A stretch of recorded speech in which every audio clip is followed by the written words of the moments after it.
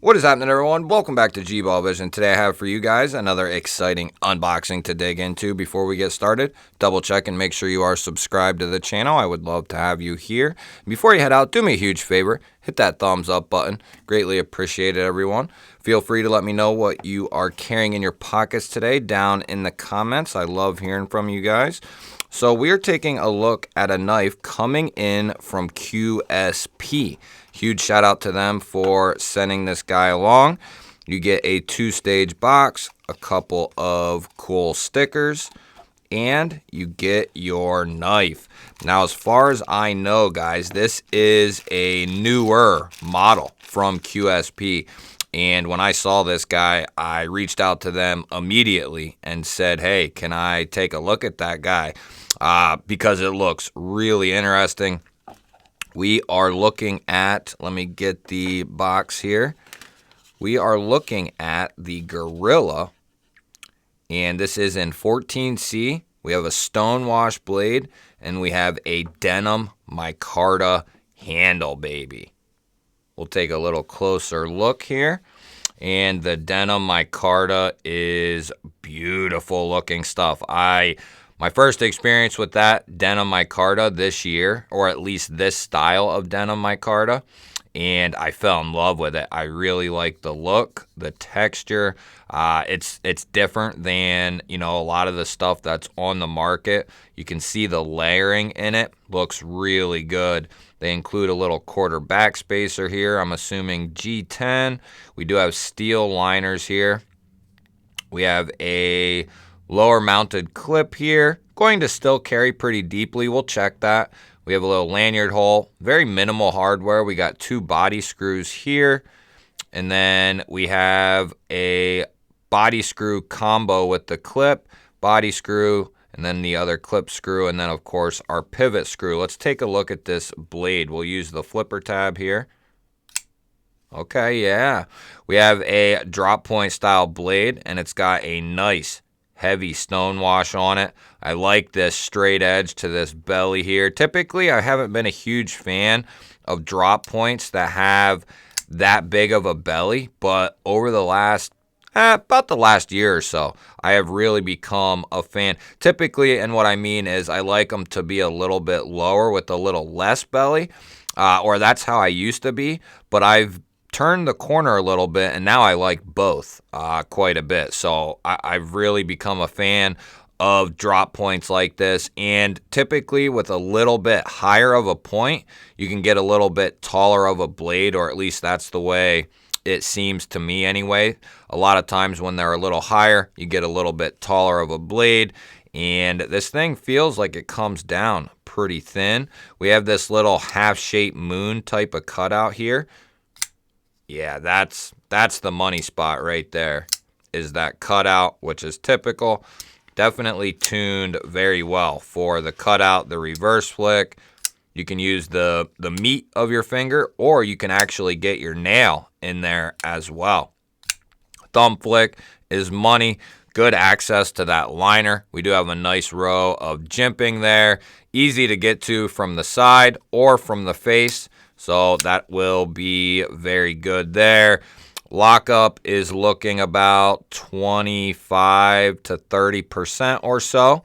And then we did check centering. It was dead centered when we unboxed this guy. Yeah, that liner is nice and comfortable to disengage, get out of the way. We'll go ahead and we'll check that pocket clip. See what it looks like in the pocket. We'll get our issuing stitches Hank out here and see what this guy looks like in the pocket. Definitely some good retention to get over that divot there. And then, yeah, definitely got some good retention here. And then it's going to carry pretty nicely. You'll have a little bit poking out there, but nothing that's bothersome, at least to me. As long as we stay under that, roughly a ½ inch, I'm fine. And this is way under that. Just going to be just enough so you can get a thumb tip on there, fingertip, and get a little bit of the knife and pull this guy out of the pocket. Definitely has good retention on that guy. I wouldn't say too strong. Definitely that's about right where you would want it. So this guy is not going anywhere. You know, I think a lot of times, you know, and it's been said before, a lot of times with some designs and or some companies, the pocket clip seems to be like the last thing thought about, and the least amount of attention going into that pocket clip. And the clip's a big deal, you know, for ergonomics, for carrying it, and for aesthetics. So it's very important in a multitude of different ways. The other really cool thing about this knife, as I mentioned, 14C, good looking design, good size, nice micarta. The 14C is a big deal. I love 14C and micarta. I'm a huge fan of that combination. I probably have out of close to 500 knives that I own. That's probably either one of, if not the most common combination that I have, is micarta and 14C. It's up there for sure. I'm a huge fan of 14C. It takes a nasty edge, very, very tough stuff, and also holds its own when it comes to corrosion resistance. Any knife that comes in under $100, and even more, you know, 120, 130, if it's got titanium for the handle, I'll take 14C from $40 to $140 all day long. People, you know that 14C is a great steel, but I don't think a lot of people know exactly why. And 14C, guys, is one of the toughest steels for pocket knives or knives, period. It is up there with the best of them. And it also has it's basically, in my opinion, a super steel. Because of the toughness, we have steels that are not that great at, you know, corrosion resistance, not that great at toughness, but they have great edge retention, and they're considered super steels. 14C is considered in the upper echelon, above 95, 96% of any other steels in its toughness and its corrosion resistance. So 2 out of the 3 major categories, it is sky high on the scale. And then the edge retention leaves a little tiny bit to be desired as far as retention goes. But it's very easy to get this stuff sharpened right back up or stropped right back up, and you have a hair whittling edge back again. And as we shown with the magazine paper, this came with a very nice edge. We can check it on some cardboard here too, just for fun. Just a standard piece of single ply cardboard here. We do have some tape on the back of it. We'll go with the grain. I won't put any effort other than just holding the knife. This has a very good edge, guys. I'll put some effort into it, and that's through the tape there. We'll do no effort sideways against the grain, and then we'll do effort. Little effort. A for effort. So yeah, this thing has a extremely good edge on it. So the only thing left is that lock. Is that lock solid? And if that lock is solid, yes, I'm gonna say it again for those couple of people watching. I really like this thing.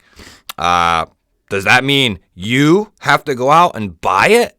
Does that mean I'm telling you to buy this? No, it don't. And I don't say that. So I'm allowed to like as many knives as I please. If it's a good knife, and more so 99% out of 100 times these days, in many facets, most knives are good. Yeah, you have QC issues, but even like the Remet Rhino that I had lockup issues with, I still gave it a chance, and I still didn't blast the knife. I gave it a chance, and it actually pulled through. We were able to fix the lockup issues with that knife. So, yeah, I am going to really like this knife if the lockup holds nice and true. There's no wiggle up and down, left or right. So that is all very, very good signs. We will grab our whacker here, and we will get positive lock up there. We're just doing some light tests, guys, just to make sure that lock will hold against some adversity. Couple lighter taps, positive lockout. And if you want to test this for yourself at home, you know, is there a possibility to damage that lock? Maybe, maybe not. I mean, if you're swinging it like you're trying to hammer in a nail, maybe. But a test like this, I highly doubt it unless it's very, very soft stuff that you're dealing with. As far as you'd be dealing with a very cheap knife, I would have to believe. And I also don't agree with not testing it out of the box. You know, a light test like this is good. So you know that the knife is either A, locked up and good to go, or B, it's not locking up, and what's the next steps? Is there something you can do to fix it? Is there a coating on the lock face or the tang that you can take off and hope to gain that positive lock back up? Is something loose like the pivot or something like that? You know, what's your options? And if you can't figure it out, get it fixed yourself. That way you can send the knife back. You don't want to wait and quote unquote break the knife in, and then you find out after a couple weeks or a month or two that you've been breaking it in, it has failure, which you would have known right out of the box had you tested it. So I don't agree with waiting. I think that is something that needs to be found out right away, just like the sharpness. And how it's carrying in the pocket. You want to know all those things. How does it feel in hand? The lock is one of the most important things you need to know about right out of the box, in my opinion. That way you can move on or you can deal with the issue. Those are my opinions, of course, guys.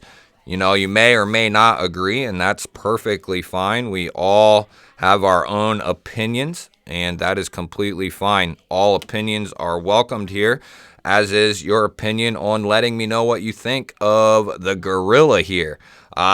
Pretty fitting, I would say. It's a fairly substantial knife. Yeah, I mean, it's a good size. I don't know that I'd go Gorilla, maybe, but it's definitely a good size and very, very ergonomic. It does have a slight contour that I failed to mention and failed to notice, actually. Yeah, I like it, and I think these are coming in at a very, very good price. I don't want to say for sure, but I think around $60, guys, and that's great for 14C, micarta, solid build. Let me know what you think down in the comments. Love hearing from you guys. Don't forget to hit that thumbs up button. Always appreciate that, guys. And if you're new here, feel free to hit that subscribe button. We release new videos every single day, sometimes twice a day, and we would love to have you here. Otherwise, guys, I'll throw up a couple new videos. Go check one of them out, and I hope you have an awesome day, and I will catch you on the next one.